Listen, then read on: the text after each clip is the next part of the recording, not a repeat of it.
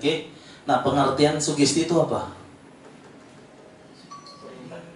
Kalau kita lihat di TV ya, dengarkan sugesti saya. Kayaknya sakti banget ya. Sugesti itu apa? Perintah. Apa Bu? Ide, saran, oke ya. Biasanya kalau dari sini ngerti lah ya. Kita ngomongin masalah-masalahnya dulu Bu ya.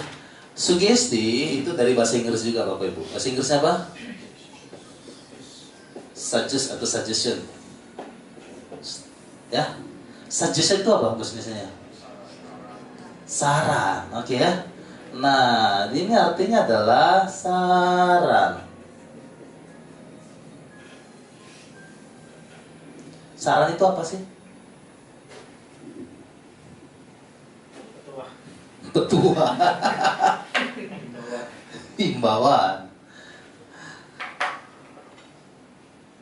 Saran itu apa?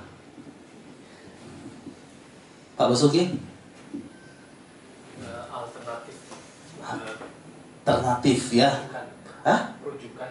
Rujukan boleh atau masukan boleh ya. Sesuatu yang kita berikan input kepada klien, di mana klien itu nanti memutuskan mau terima atau enggak. Setuju ya? Namanya saran kan sifatnya nggak memaksa.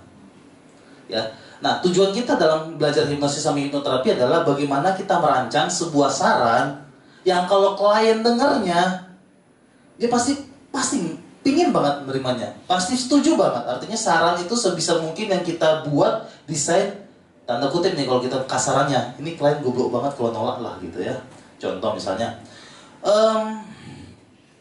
siapa lagi yang belum? Pak, nama siapa Pak? Teddy. Pak Teddy, oke.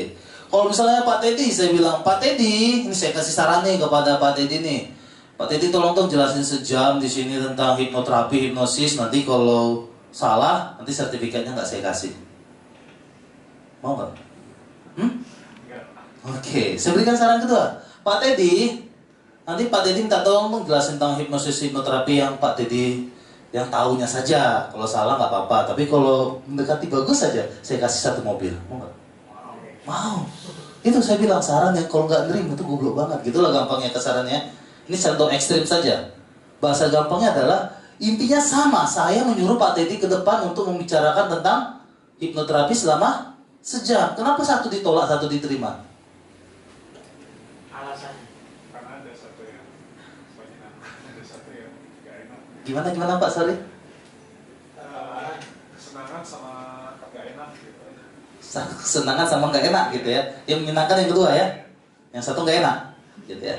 Sama juga seperti hipnoterapi ya. Ketika kita memberikan suggest, kita berikan saran kepada klien, kita harus memikirkan egonya si klien. Kita harus memikirkan dari sudut pandangnya si klien.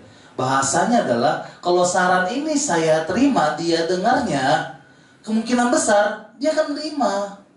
Kenapa pakai hipnoterapi? Karena basically adalah, sering sekali kita berikan saran kepada orang dalam kondisi biasa, dia nggak mau terima, dia keras kepala. Kenapa? Karena critical faktornya itu belum kebuka.